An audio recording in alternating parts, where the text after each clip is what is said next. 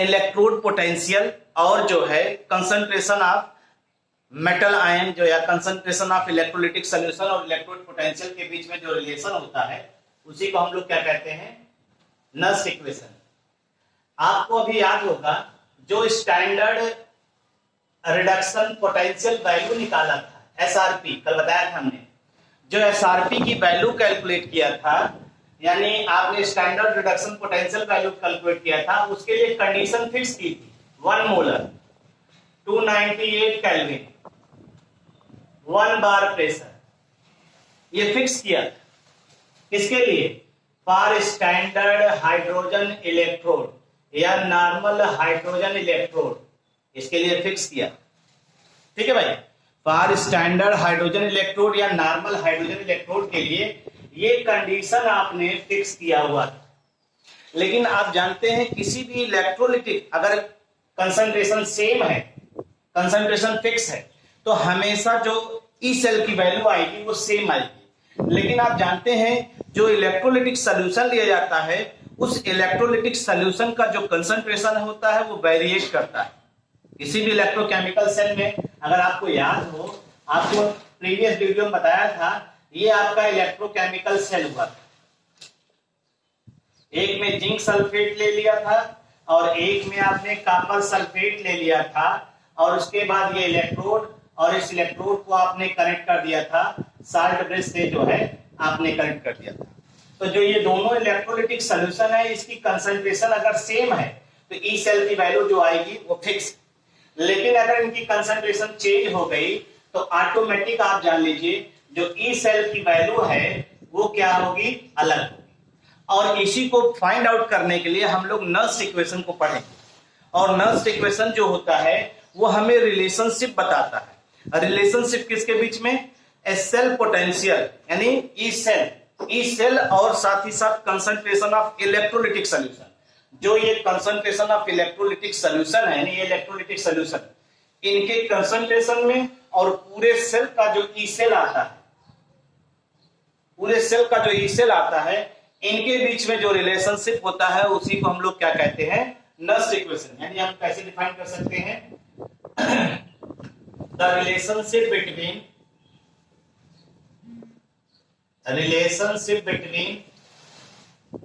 concentration of electrolytic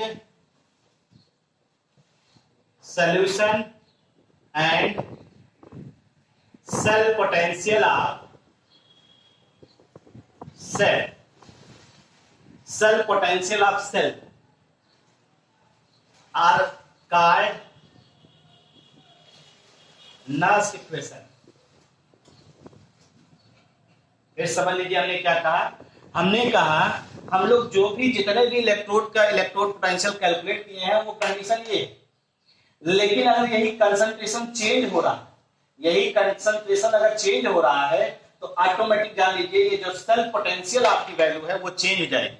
तो E cell और concentration के बीच में जो रिलेशन होता है that is called Nernst equation. इसी को हम लोग नस्ट इक्वेशन कहते हैं और इसी को हम लोग ऑब्जर्व भी करेंगे, और ये काफी इंपॉर्टेंट है एग्जामिनेशन के पॉइंट ऑफ व्यू से। इससे न्यूमेरिकल आपको मिलेंगे, अगर आज टाइम रहेगा तो आपको न्यूमेरिकल भी इससे बताएंगे, और साथ ही साथ कैसे नस्ट इक्वेशन लिखते हैं हम लोग इसको भी ऑब्जर्व करेंगे। और दूसरी चीज ये भी ध्यान रखिएगा, क्योंकि जितने भी इलेक्ट्रोकेमिकल सेल आप पढ़े हुए हैं या इलेक्ट्रोकेमिकल सीरीज पढ़े हुए हैं, सब में रिडक्शन इलेक्ट्रोड पोटेंशियल वैल्यू किस पर बेस्ड है, एसआरपी बेस्ड, यानी स्टैंडर्ड रिडक्शन पोटेंशियल वैल्यू कहते हैं। यानी जितने भी इलेक्ट्रोड रिएक्शन दिखाएंगे रिडक्शन के फॉर्म में दिखाएंगे, इसलिए ये भी कहा जाता है कि जो नस्ट इक्वेशन है applicable, Nernst equation is applicable in reduced form. यानी जो नस्ट इक्वेशन एप्लीकेबल होगा वो सिर्फ और सिर्फ रिड्यूस्ड फॉर्म में। हमेशा आपको क्या करना है, अगर ऑक्सीडेशन दिया है तो उसका रिडक्शन बना करके ही आपको रिएक्शन दिखाना। अगर हाफ सेल ऑक्सीडेशन दिया है और हाफ सेल रिडक्शन दिया है तो दोनों को आप रिडक्शन फॉर्म में इक्वेशन कन्वर्ट करेंगे, फिर उसके बाद आप नस्ट इक्वेशन को अप्लाई करेंगे। और अगर पूरा ऐड करके दिया गया है तो आप कैसे लिखते हैं अभी हम आपको दिखाएंगे। फिलहाल तो नस्ट इक्वेशन की डेफिनेशन क्या हुई? The relationship between concentration of electrolytic solution and cell potential of cell are called Nernst equation. अब इसके बाद हम लोग आगे आइए देखते हैं, इस चीज को हम लोग ऑब्जर्व करेंगे।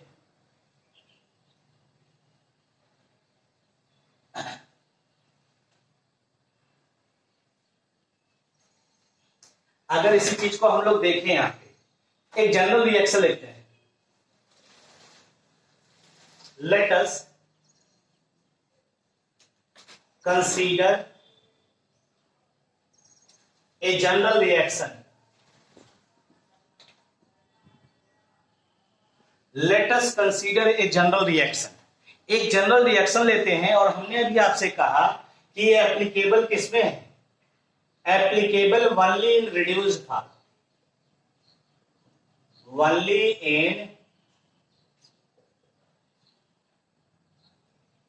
a reduced form, applicable only in reduced form है, तो आप इसको सीधे सीधे ऑब्जर्व कर सकते हैं। ऐसे ऑब्जर्व करेंगे, हमने लिया एक रिएक्शन मेटल आयन, ये मेटल आयन है, ये एक्वस कर दिया। एक्वस का मतलब कंसंट्रेशन ऑफ मेटल आयन हो गया, और ये एन इलेक्ट्रॉन आपने ऑब्जर्व किया और ये कन्वर्ट हो गया metal solid.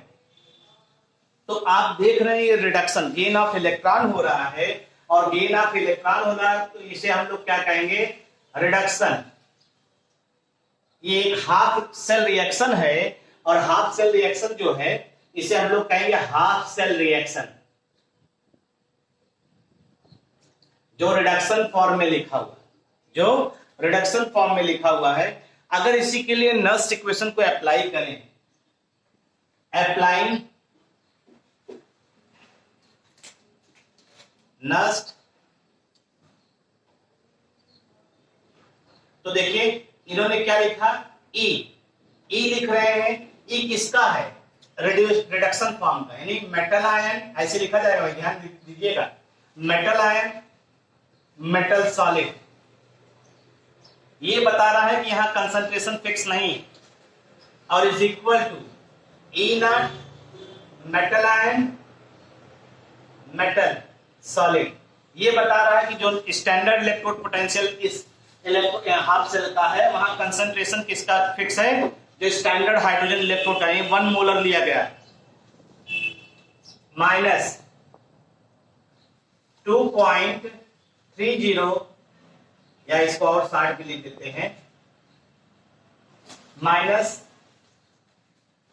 RT by NF natural log, और ये हो जाता है प्रोडक्ट अपॉन रिएक्टेंट। ये लिखा जाता है प्रोडक्ट का मोलर कंसंट्रेशन अपॉन रिएक्टेंट का मोलर कंसंट्रेशन। अगर आपको याद हो, यही अगर रिएक्शन रिवर्सिबल है तो यही इक्विलिब्रियम कांस्टेंट हो जाता है। Molar concentration of product upon molar concentration of reactant, यही इक्विलिब्रियम कांस्टेंट होता है। तो अभी हम लोग नस्ट इक्वेशन की सहायता से आगे ऐसे भी जो है फार्मूले पढ़ेंगे, जिनकी सहायता से हम लोग क्या निकालते हैं? इक्विलिब्रियम कांस्टेंट की वैल्यू कैलकुलेट करते हैं। तो ये इन्होंने इस तरह से लिखा। अब देखिए, अभी आप जानते हैं R क्या है? गैस कांस्टेंट है 8.314, ये रख दे रहे हैं value. R is equal to gas constant 8.314 joule kelvin inverse mole inverse. ये है T क्या है? 298 केल्विन टेम्परेचर है, और N क्या है? N जो है इसी का रोल सबसे ज्यादा होता है, N का ही रोल आपको पता करना है। अभी आपसे दिखाएंगे, N का ही इन्वॉल्वमेंट देखना, बाकी सब तो कांस्टेंट है। Number of electron involved in chemical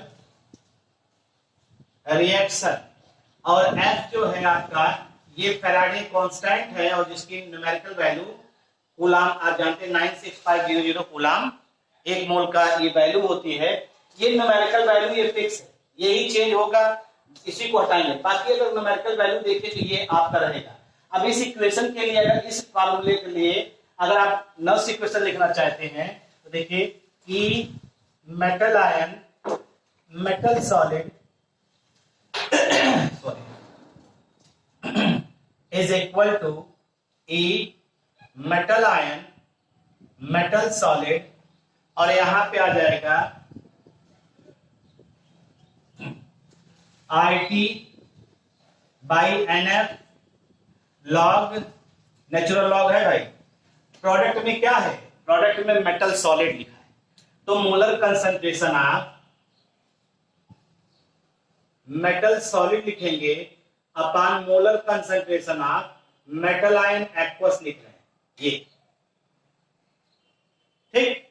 अगर हम इसी को और थोड़ा सा सॉल्व करें, आप ध्यान दीजिएगा, अगर इसी को हम लोग और सॉल्व करें तो अब देखिए E metal ion metal solid, थोड़ा छोटा लिखा जा रहा है,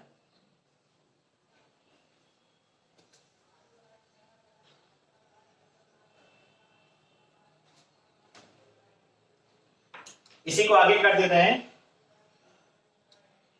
ई metal ion metal solid is equal to E metal ion metal solid.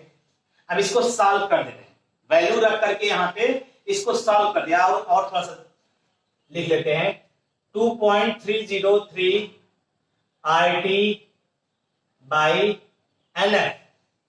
इसको नेचुरल लॉग को लॉग बेस 10 में कन्वर्ट करते हैं। ये तो आपको मालूम ही है, कई बार चर्चा भी हुई है कि natural log is equal to log base 10, और लॉग बेस 10 अगर यूज करते हैं तो क्या आता है 2.303 लॉग x, ये आता है, ये आपको मालूम है। अगर इसी वैल्यू को उठा के हम लोग रख दें, यहाँ पे इसी वैल्यू को उठा के रख दें तो सीधे सीधे आपका ये वैल्यू हो जाएगा प्रोडक्ट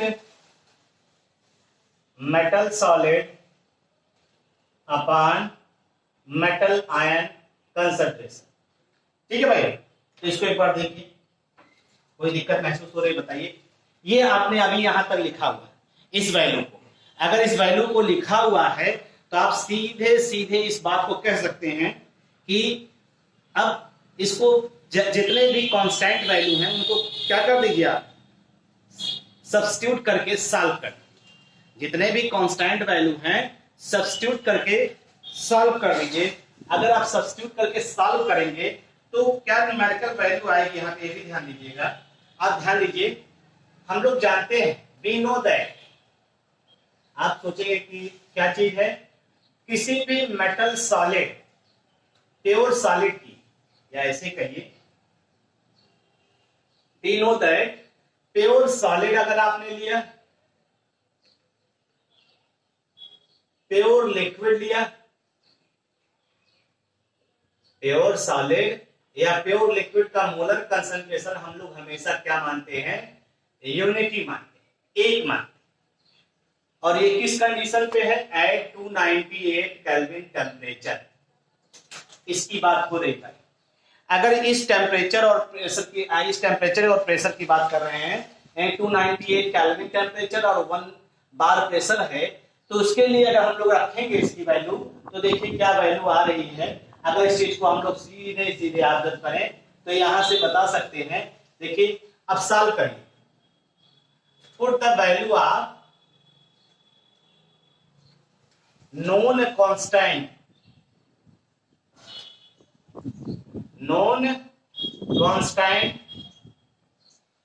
and solving it, तो ये आ जाएगा आपका E metal ion metal solid is equal to E metal ion metal solid minus, अब ये वैल्यू आ जाए 0.0591 अपॉन n, ये सॉल्व करने पे ये वैल्यू आएगी भाई, numerical value, log product upon reactant यानी मेटल आयन का कंसंट्रेशन, ये वैल्यू आएगी। अगर आप इसी को देखें तो ये आपका जो है नल्स इक्वेशन आ रहा है at 298 Kelvin. This is Nernst equation for half cell reaction at 298 Kelvin temperature. 298 Kelvin temperature, ये आपका नर्स्ट इक्वेशन जो है यहाँ पे आ रहा है। तो आप यहाँ देख रहे हैं ये इलेक्ट्रोड पोटेंशियल होगा इस हाफ सेल का, ये स्टैंडर्ड इलेक्ट्रोड पोटेंशियल होगा उस हाफ सेल का, और ये न्यूमेरिकल वैल्यू फिक्स है। ये नंबर ऑफ इलेक्ट्रॉन जो इन्वॉल्व हो रहे हैं रिएक्शन में, और ये यहाँ ऊपर जितने भी सॉलिड रहेंगे सबको यूनिटी कर लेंगे, और बाकी जो आयन के रूप में रहेंगे उन्हीं की कंसंट्रेशन आपको अभी क्वेश्चन में देखा जाएगा, दिया रहेगा। तो हम लोग इस तरह से नर्स्ट इक्वेशन को जो है लिख सकते हैं। तो इसी को आइए अब आगे देखते हैं, और इसका कैसे जो है हम लोग नर्स्ट इक्वेशन को अप्लाई करते, कैसे लिखते। ठीक है भाई, तो कुछ कंडीशन लेंगे, कुछ केसेस लेंगे जिसमें हम लोग नर्स्ट इक्वेशन बनाएंगे, और नर्स्ट इक्वेशन बनाने के बाद तब हम लोग जो है उसमें जो न्यूमेरिकल वैल्यू दी रहती है उसको सब्स्टिट्यूट करके हम फिर ई सेल की वैल्यू कैलकुलेट करेंगे। तो अगर थोड़ा टाइम रहेगा तो इस चीज को आज कंसीडर भी किया जाएगा, तो इसलिए इसको आगे चलते हैं। इसको हो गया भाई, चल रहा है आगे, इसको हटा रहे हैं। अगर आप इसी को थोड़ा सा ध्यान दीजिए तो सीधे सीधे आप इस चीज को ऑब्जर्व कर सकते हैं।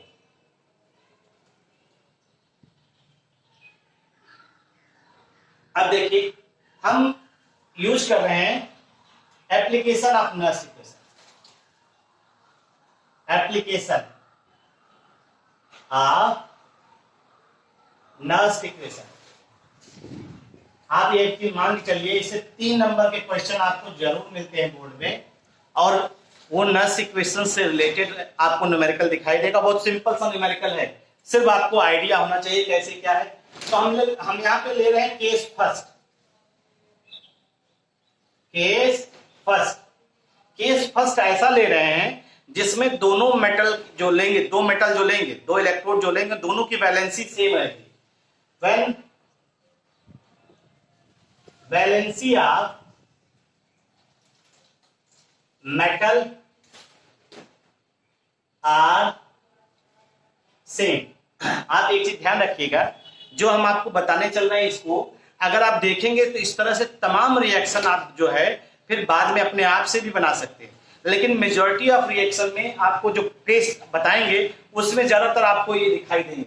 जैसे हमने पहला लिया, पहला केस का पहला एग्जांपल है, जैसे ये जिंक सॉलिड है, ठीक, Zn2+ आयन एक्वस। ये 2 लाइन आप जानते क्या है, अब हम बताएंगे नहीं आपको, आप जान रहे हैं, ठीक है। Copper 2+ ion aqueous, copper solid. ये आपको मालूम है ये है क्या? नहीं मालूम है, फिर सुन लीजिए। ये है representation of an electrochemical cell. Electrochemical cell का ये रिप्रेजेंटेशन है जिनको हम लोग यहाँ पे ऑब्जर्व कर रहे हैं, ठीक है भाई। अब इसमें है क्या, इसमें ये एनोड हो गया, और ये एनोड जिंक 2+ में कन्वर्ट हो रहा, ये कैथोड हो गया, ये रिडक्शन हो रहा। देखिए कॉपर आयन जो है कॉपर सॉलिड में कन्वर्ट, 2 लाइन क्या इंडिकेट करता है, साल्ट ब्रिज। अब हम आपको इस रिएक्शन को लिखना बताते हैं, और फिर जैसे आपको क्वेश्चन किस रूप में दिया है, यह क्वेश्चन दूसरे फॉर्म में दिया गया है। तो देखिए एट एनोड, अगर आप एनोड की बात करते हैं तो जिंक सॉलिड ये कन्वर्ट हो रहा किसमें, Zn2+ आयन एक्वस में, और +2 इलेक्ट्रॉन। अब आपको पता चल जा रहा है कितना इलेक्ट्रॉन रिएक्शन में इन्वॉल्व हुआ, यहां पता चल गया ये, और यही n की वैल्यू होगी। और एट कैथोड की बात कर रहे हैं सॉरी, तो कॉपर 2+ आयन एक्वस ये कन्वर्ट हो रहा है, +2 इलेक्ट्रॉन गेन करके ये कॉपर सॉलिड में कन्वर्ट हो गया। रिएक्शन आप देखिए बन रहा है, इसी को देख के हमने बनाया है। और दोनों रिएक्शन को ऐड कर लीजिए, ऐड करते वक्त आप क्या देखते हैं, इलेक्ट्रॉन दोनों साइड में बैलेंस होना चाहिए। आप देख रहे हैं इलेक्ट्रॉन 2-2 है, तो कुछ आपको करना नहीं है, आपका ये इक्वेशन बैलेंस है। अब इस इक्वेशन को अगर बैलेंस है तो नेट रिएक्शन को ऐड करिए तो जो ये रिप्रेजेंटेशन ऑफ इलेक्ट्रोकेमिकल सेल है उसका रिएक्शन आ जाएगा।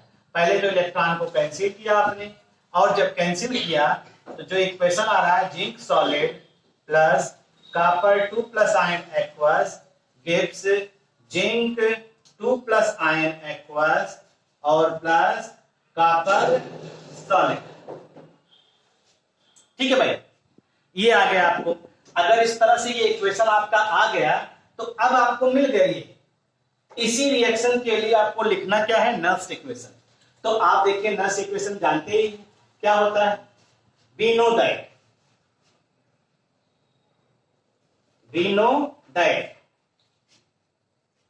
ई, देखिए ध्यान से, E cell, E cell is equal to E naught cell. अब सेल की बात हो रही क्योंकि अब दो हाफ सेल रिएक्शन मिल रहे हैं। अब यहाँ हाफ इलेक्ट्रोड नहीं मिल रहा है, यहाँ पूरा ये इलेक्ट्रोकेमिकल सेल हो गया। तो यहाँ सेल ले रहे हैं, इनका और इनका जो है, इन दोनों का इलेक्ट्रोड पोटेंशियल आपको पता चलेगा। और वो स्टैंडर्ड स्टेट में इनका निकाला गया होगा, हाइड्रोजन की सहायता से इनका निकाला गया होगा, वो यहां से आएगा। तो E cell is equal to minus E naught cell 0.0591 upon कितना इलेक्ट्रॉन इन्वॉल्व हो रहा है, 2। ठीक है भाई, 2 हो रहा है। और यहां लॉग रख दिया आपने प्रोडक्ट अपान रिएक्टेंट। प्रोडक्ट में क्या क्या चीज है, Zn2 प्लस आयन एक्वस, ये तो लिया भाई, और कॉपर सॉलिड के रूप में है ये। और अगर आप इसी को लेना चाहें तो कॉपर 2 प्लस आयन एक्वस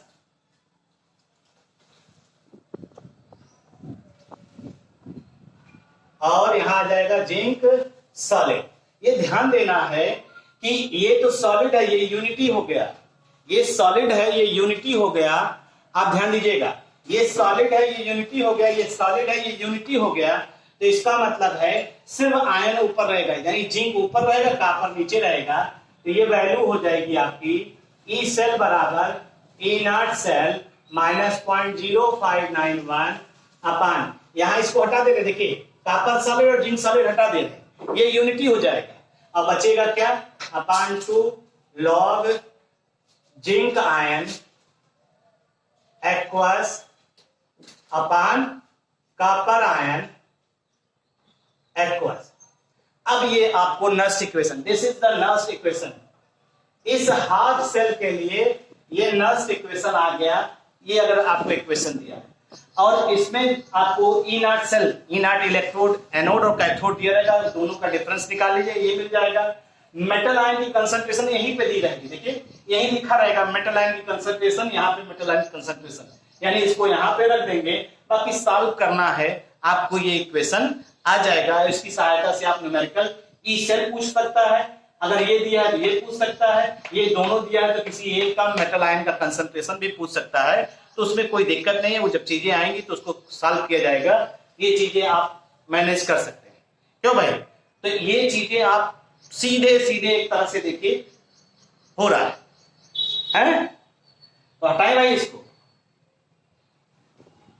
है? अभी जा रहा है तो आज आपको एक गाना भी सुनाते हैं। तुम तो ठहरे परदेसी, तुम तो ठहरे परदेसी, साथ क्या निभाओगे। तुम तो ठहरे परदेसी, तुम तो ठहरे परदेसी, साथ क्या निभाओगे।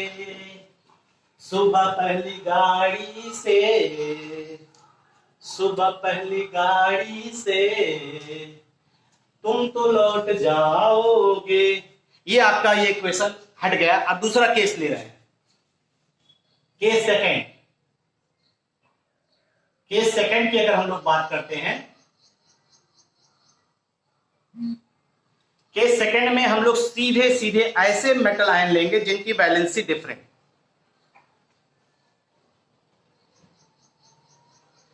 Valency of metal ion are different, valency of metal ion are different. अगर हम इसकी बात करते हैं तो इसमें भी हम लोग दो केस लेते हैं। ए पहला लेते हैं जिसमें देखिए क्वेश्चन, कॉपर सॉलिड कन्वर्ट हो रहा है कॉपर 2+ आयन एक्वस में, Ag+ आयन एक्वस कन्वर्ट हो रहा है Ag सॉलिड में।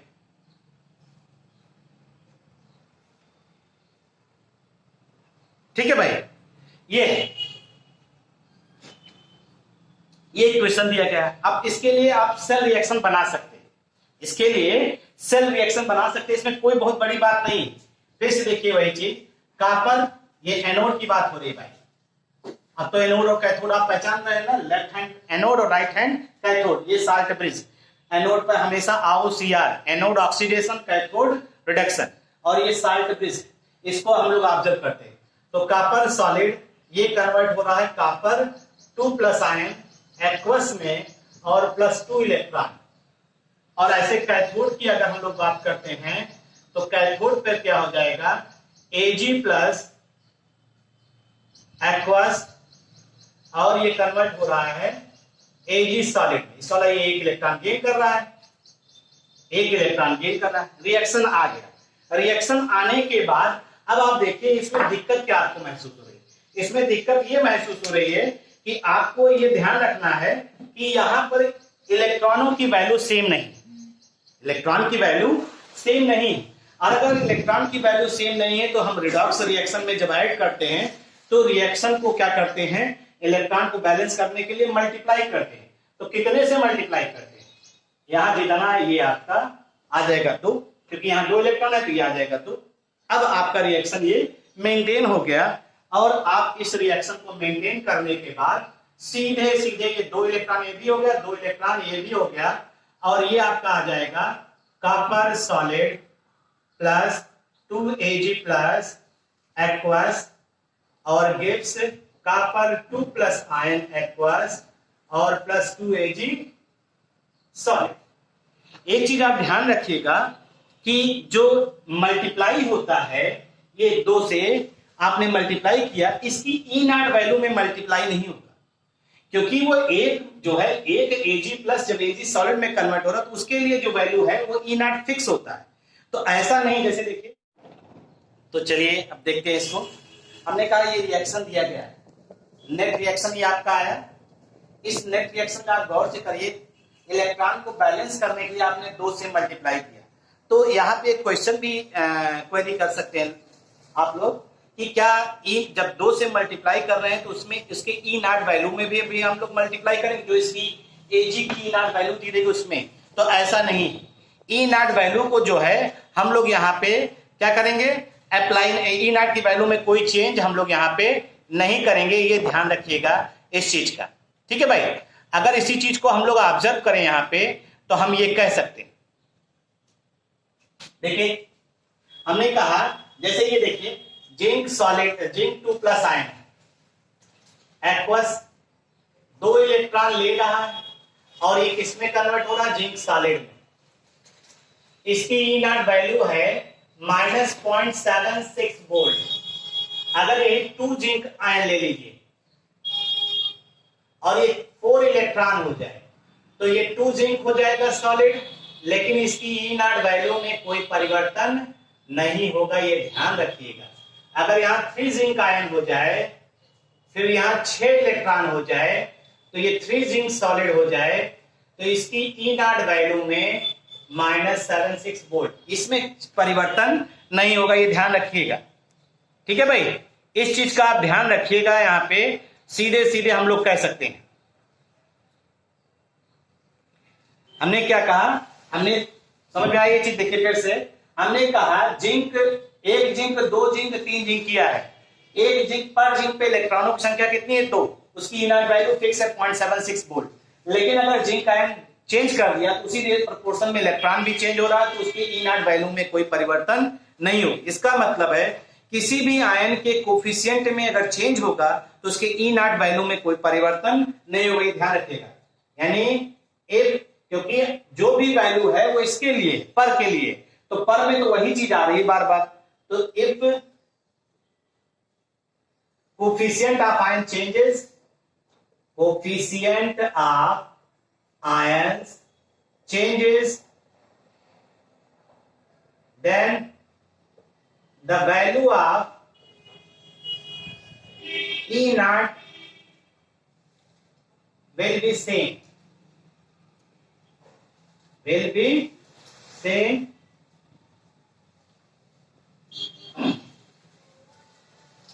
ये चेंज, यानी अगर कोफिशिएंट आयन का चेंज हो रहा है, आयन का कोफिशिएंट जो है 1 2 3 हो रहा है, तो उसके ई नॉट वैल्यू में परिवर्तन नहीं होगा। इस चीज का विशेष तौर पे आप ध्यान दीजिएगा, ठीक है, क्योंकि हम लोग थर्मोडायनेमिक्स में पढ़े, जब मल्टीप्लाई करते पूरी एनर्जी में मल्टीप्लाई होता है, तो यहाँ पे ऐसा नहीं, ध्यान रखिएगा इस चीज को आप, क्योंकि जो भी इलेक्ट्रॉन है सेल के पोटेंशियल के वो एक मोल के, एक आयन के लिए है, ठीक है। अब आयन बढ़ा देंगे तो उसके ई सेल की वैल्यू नहीं चेंज। तो यहाँ पे अगर इसका नर्स इक्वेशन हम लोग अप्लाई करें, तो आप देखिए डायरेक्ट नर्स इक्वेशन बनाने चल रहे हैं। ई सेल इसके लिए है नर्स इक्वेशन, ये इस इक्वेशन के E cell E naught cell minus 0.0591 electron involve कितना हुआ, 2 इलेक्ट्रॉन इन्वॉल्व 2 हो रहा है, upon 2 log product upon reactant. Product की वैल्यू क्या है, Ag तो सॉलिड है, ये यूनिटी हो जाएगा, कॉपर सॉलिड है, ये यूनिटी हो जाएगा, बचेगा क्या, ऊपर copper 2 plus ion, copper 2 plus ion और Ag प्लस, ये हो गया। आप जानते हैं जो कोफिशिएंट रहता है वो पावर में चला जाता है, जो कोफिशिएंट रहता है वो पावर में चला जाता है, ये ध्यान रखिएगा। तो Ag प्लस की पावर 2 हो गई, और ये आपका ई सेल हो गया, ये आपका ई सेल, यानी ये Nernst equation, this is Nernst equation.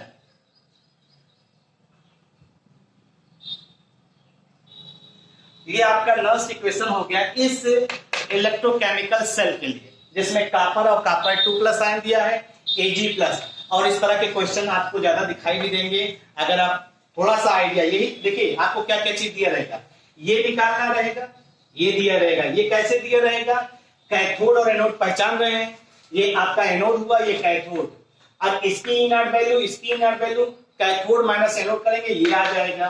फिर ये फिक्स ही रहेगा लॉग, इसके मेटल आयन की कंसंट्रेशन दी रहेगी, और इस मेटल आयन की कंसंट्रेशन दी रहेगी, यहाँ पे उसको रखिए, यहाँ पे जो भी वैल्यू रखेंगे उसका स्क्वायर कर देंगे, फिर धीरे धीरे सॉल्व करने का प्रयास करेंगे, तो आपको ई सेल की वैल्यू मिल जाएगी। यहाँ पे कुछ बहुत ज्यादा दिक्कत नहीं करना पड़ेगा आपको, ठीक है। तो यहाँ पर आपने ऐसा केस पहला लिया जिसमें वैलेंसी 2 और 1, लेकिन हम एक ऐसा केस लेने चल रहे हैं जिसमें वैलेंसी 2 और 3 हो। जब 2 और 3 होगा तब हम कैसे ऑब्जर्व करेंगे, आइए इसी को देखते हैं, ठीक है भाई।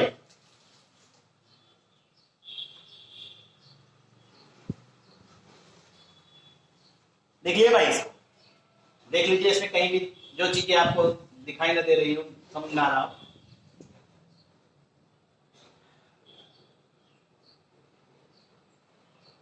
ठीक हो गया। आगे चल रहे, ये गाना और आपको सुना देते हैं, जितनी देर निकालते हैं उतनी देर गाना सुना देते हैं। तुमसे बना मेरा जीवन सुंदर सपन सलोना, तुमसे बना मेरा जीवन सुंदर सपन सलोना, तुम मुझसे खफा न होना, कभी मुझसे जुदा न होना, तुमसे बना मेरा जीवन सुंदर सपन सलोना। ये हो गया आपका। अब इसी में केस सेकंड लाते हैं, नेक्स्ट केस, केस सेकंड का ही बी पार्ट, केस सेकंड का बी पार्ट लाते हैं, और जिसमें बैलेंसी हमने बताया ना, बैलेंसी क्या रहेगी, बैलेंसी 2 और 3 ले, ठीक। एक नर्स इक्वेशन लेते हैं, जैसे देखिए Al सॉलिड है, Al प्लस 3 में कन्वर्ट हो रहा है,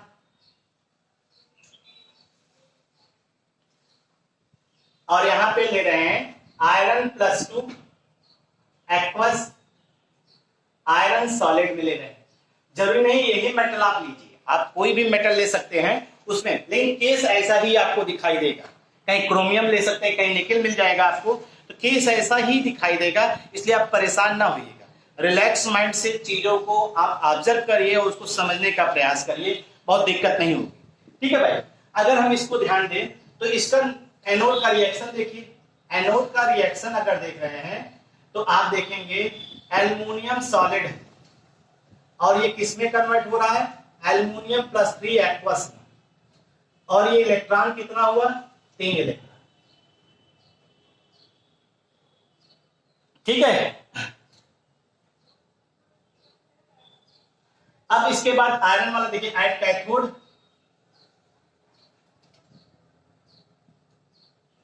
एट कैथोड की बात करते हैं तो कैथोड में जो है Fe2+ आयन एक्वस, ये किस में कन्वर्ट हो रहा है, ये कन्वर्ट हो रहा है Fe सॉलिड में, यानी ये कितना इलेक्ट्रॉन लेगा, 2 इलेक्ट्रॉन, ये आपका हो गया।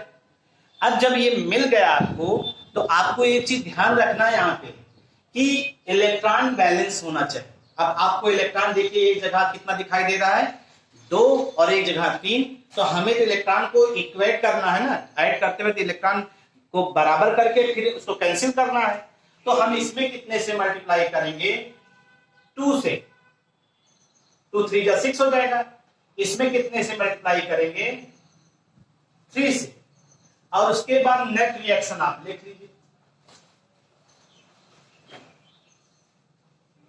नेट रिएक्शन लिख लीजिए। अगर आप नेट रिएक्शन लिखेंगे तो 3 2 जा 6 ये भी हो गया, 3 2 जा 6 ये भी हो गया, बैलेंस हो गया। अगर आप इस रिएक्शन को लिखेंगे तो यहां आएगा 2Al, कितना आएगा भाई, 2Al solid plus 3Fe2+ aqueous gives 3Fe solid और प्लस 2Al + 3 aqueous। ये आ गया आपका नेट रिएक्शन आ गया। अगर इस नेट रिएक्शन को हम लोग ध्यान दें तो आपको मालूम है ये आपका नेट रिएक्शन का इलेक्ट्रोकेमिकल सेल जो दिया गया, या इस तरह से दिया हो या इस तरह से दिया हो, कोई दिक्कत नहीं। फिर हम आपसे कह रहे हैं आपको बनाना आना चाहिए। तो अब आप यहां पे देखिए, अगर इसका नर्स इक्वेशन लिखते हैं, अप्लाइंग नर्स इक्वेशन, नर्स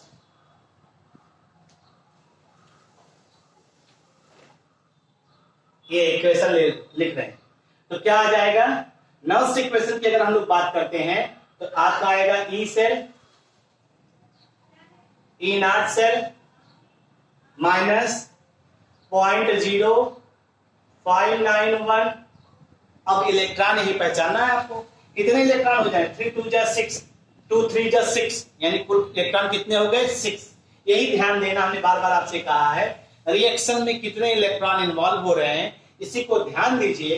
बाकी log product upon reactant, product में क्या है, सॉलिड है, सॉलिड की मोलर कंसंट्रेशन यूनिटी माना है, तो ये दोनों सॉलिड जो है क्या हो जाएंगे, कैंसिल आउट हो जाएंगे। और अगर सॉलिड कैंसिल आउट हो जाएगा तो आपका बचेगा क्या, ऊपर Al+3 आयन, देख लीजिए Al+3 आयन, और नीचे बचेगा Fe2+ आयन। अब इसके कोफिशिएंट को लीजिए और कोफिशिएंट को उसके ऊपर पावर में दिखा दीजिए, तो Al+3 की पावर 2 और एल्युमिनियम +3 की पावर 3, ये आपका हो गया नर्स इक्वेशन।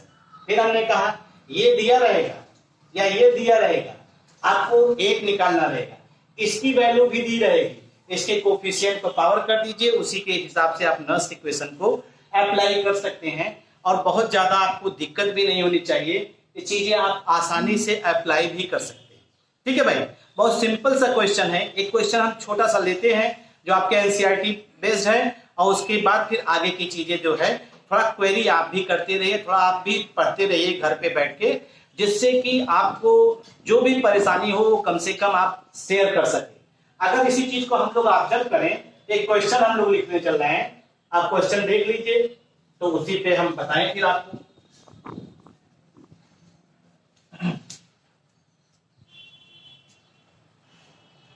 टेक्स्ट बुक का ही क्वेश्चन ले रहे हैं, जिससे आप टेक्स्ट बुक क्वेश्चन को सॉल्व भी कर सकते हैं।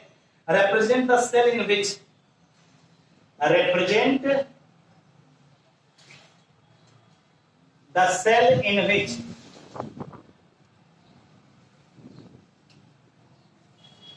following reaction takes place, following reaction takes place। ये आपको एक सेल रिएक्शन दे रहे हैं जिसमें देखिए Mg सॉलिड दिया है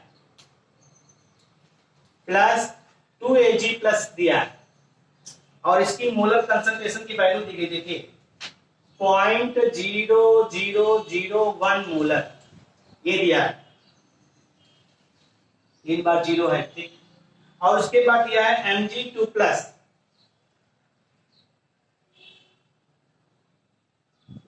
इसकी भी मोलर कंसंट्रेशन की वैल्यू दी गई 0.130 और प्लस 2Ag सॉलिड, ये दिया गया इतना। ये अभी जो सेकंड केस में पहला लिया था उसी का एग्जांपल है, देखिए। और इसमें ई नॉट सेल दिया गया, कह रहा है कैलकुलेट, ई सेल कैलकुलेट करना है, ई नॉट सेल दिया डायरेक्ट दे दिया 3.17 वोल्ट।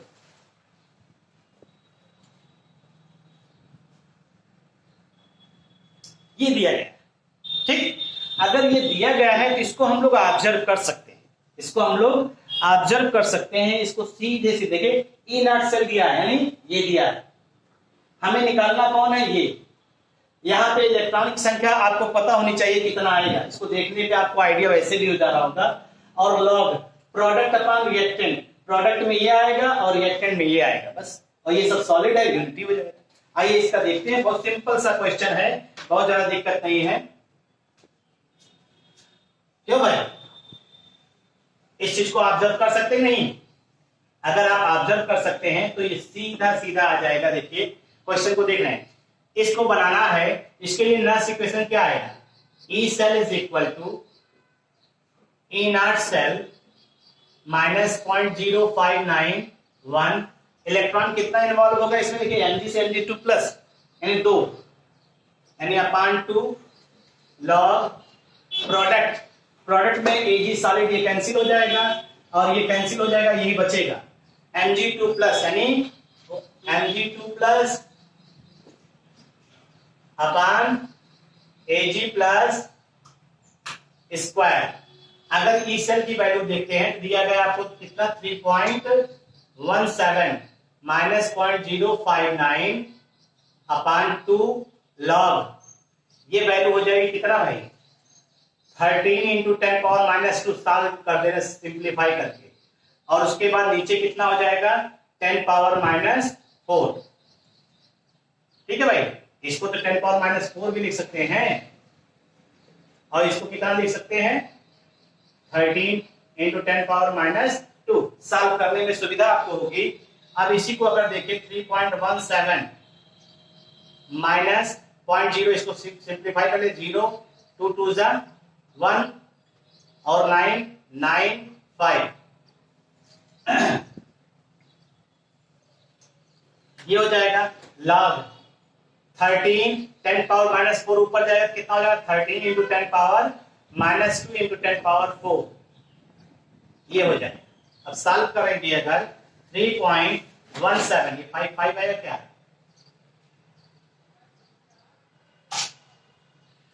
माइनस 0.0295, आपको मालूम है ये क्या हो जाएगा 10 पावर 2, तो लॉग 13 हो जाएगा और मल्टीप्लाई करने पे क्या हो जाएगा, ये आपका आ जाएगा 10 पावर 2 लॉग 10,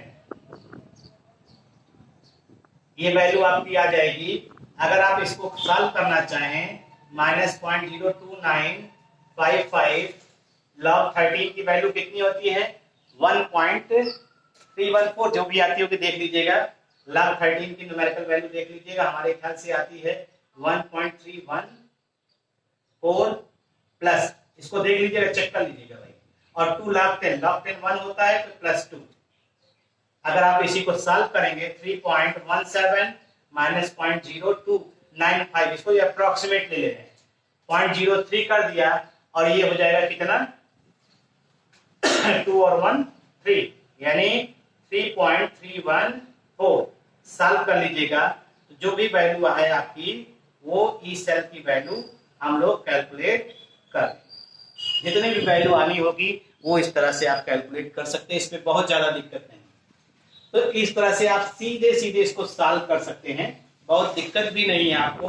आप अप्लाई करिए अपने आप, ये चीजें आपसे हो जाएंगी। ठीक है भाई, इतनी चीजों को आप पढ़ डालिए, बाकी की बातें जो है नेक्स्ट कल हम लोग ऑब्जर्व करेंगे।